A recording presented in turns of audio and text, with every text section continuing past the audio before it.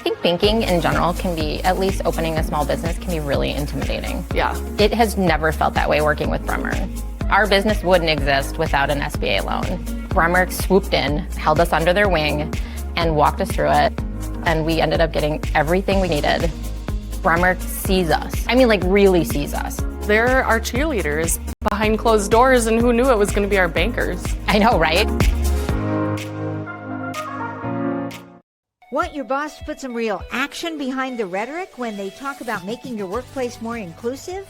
Find out how to hold their feet to the fire and demand diversity on the Diversity Dude podcast. Hello there, and welcome back to the Diversity Dude podcast. I'm your host, Lambert Fisher, marriage and family therapist, award-winning author, and national speaker on the topic of multicultural awareness and diversity.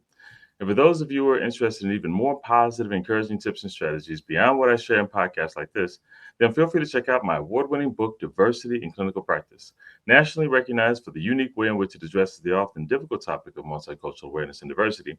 Designed for more than just therapists, if you're a helping professional in any way, Diversity in Clinical Practice can help you meet the greatest variety of cultural needs possible for those whom you serve.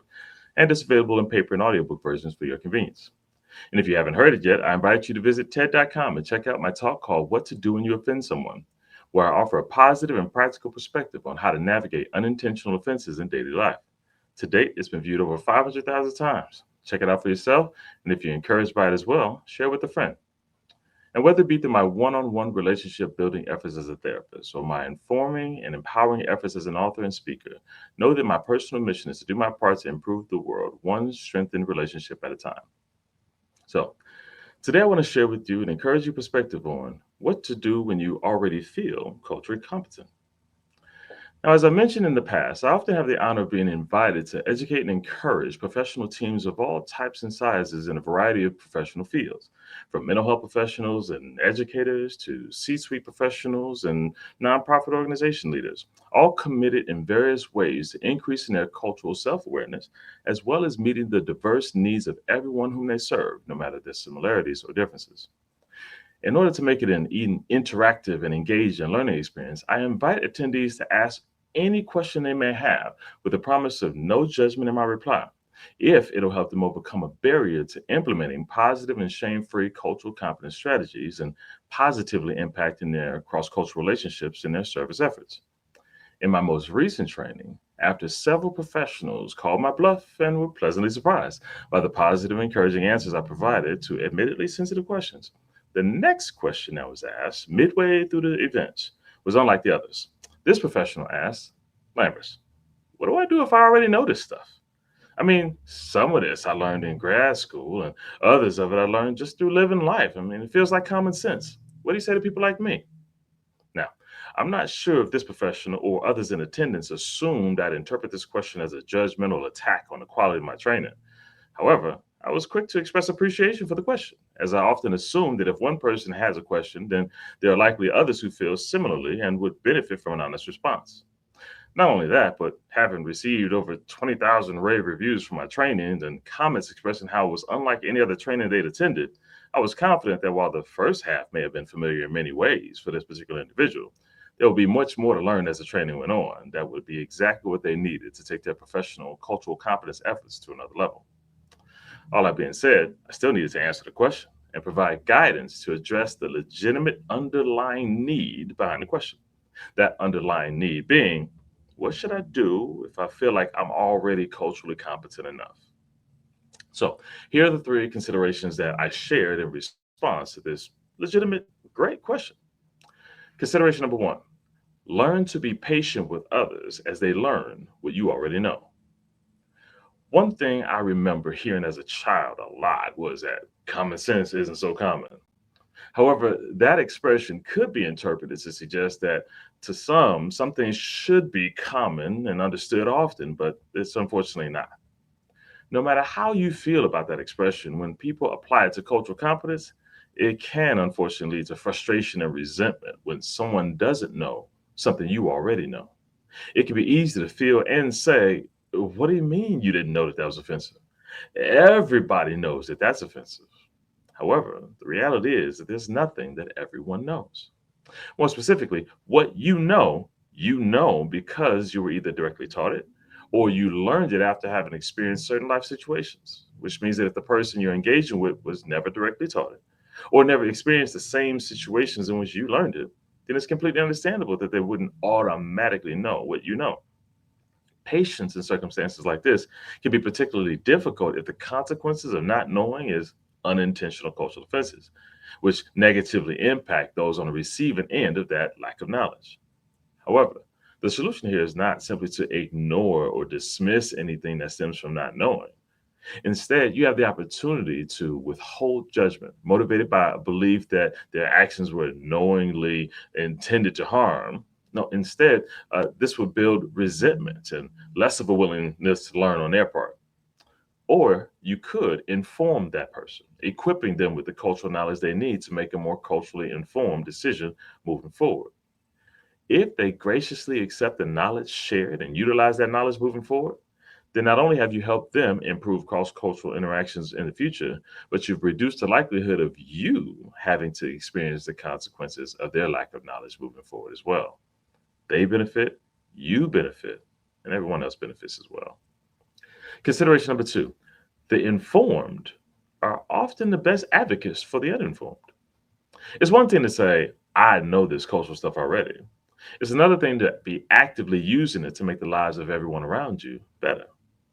Put another way, you can continue to be frustrated by the fact that others don't know what you've already learned, or you can use what you already know to help meet unmet needs around you and resolve unnecessary dilemmas, often based on misunderstandings. Now, to be an advocate, you don't need to be an activist leading a social justice movement.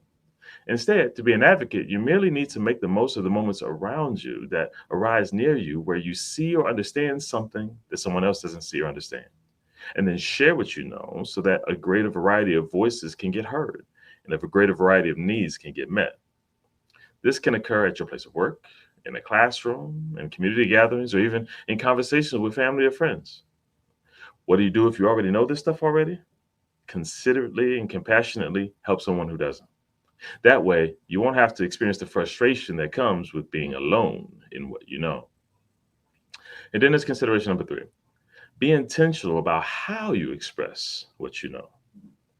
Although most of the professionals who attend my trainings believe that everyone else must know more than they do on this often difficult, polarizing, and divisive topic of multicultural awareness and diversity, I often get a chance to encourage and equip leaders in this cultural competence space, including diversity, equity, and inclusion task force leaders, HR leaders, and other similarly titled professionals charged with leading their organization's DEI efforts. They would be the best ones suited to feel or express that they know this stuff already. And yet they are pleasantly surprised to learn that cultural knowledge is only part of the cultural competence challenge. It's also important to learn how to express it in a way that conveys genuine care and value for everyone else cross-culturally. For too often, when the topic of diversity, equity, and inclusion is addressed, the focus is more on the punitive policies and procedures than the people behind those policies. The focus is on consequences for what happens if you don't do what you're supposed to do, if you culturally offend someone, rather than on equipping them with the tools for how to avoid such. Many professionals have told me that they feel as though their company focused more on putting things in place to catch them messing up than to help them avoid messing up. And they also have little belief that accidental mistakes will be seen any differently than intentional harm. So, if you feel you already know this stuff, then be intentional with how you express what you already know.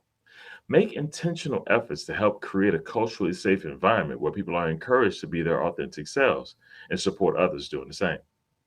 Make intentional efforts to emphasize both accountability, which is needed, as well as grace, which is also needed, with just as much support, if not more, than there are for consequences. And make intentional efforts to be a source of guidance rather than a source of support. With all this in mind, or rather than a source of judgment, my apologies.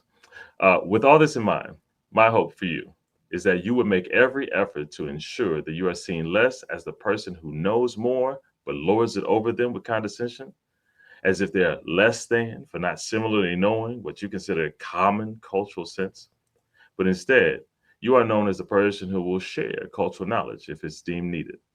Not because you're taking responsibility for whatever everyone else needs to learn, but in the hope that they will take the grace and the knowledge that you offer and run with it for their betterment, for yours, and everyone else whom they encounter both now and in the future.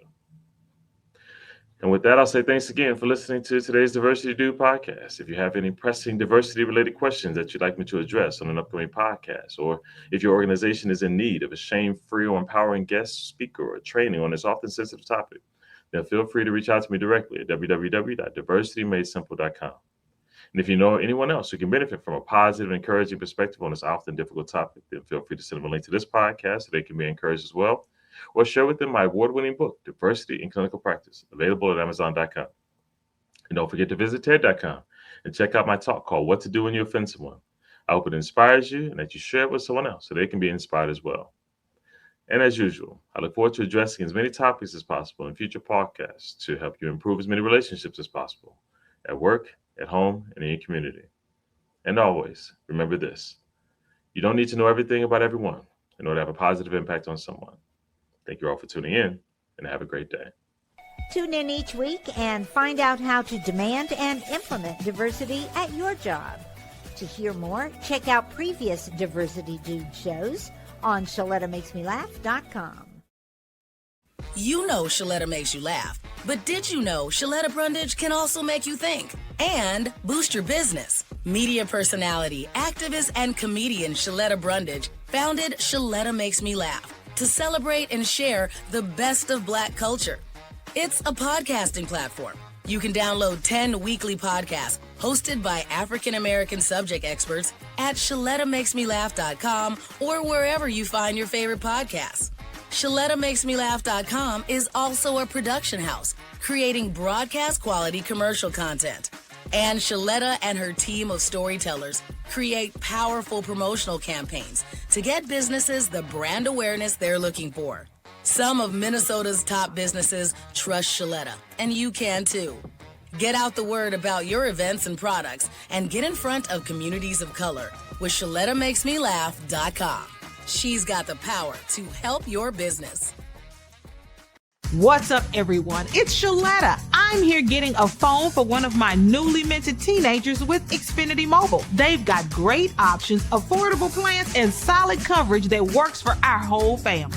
With Xfinity Mobile, my daughter can stay connected with me wherever she goes. And did you know when you sign up, you can get an extra phone line free for a full year? Switch to Xfinity Mobile today for more savings, more smiles, and more ways to stay connected.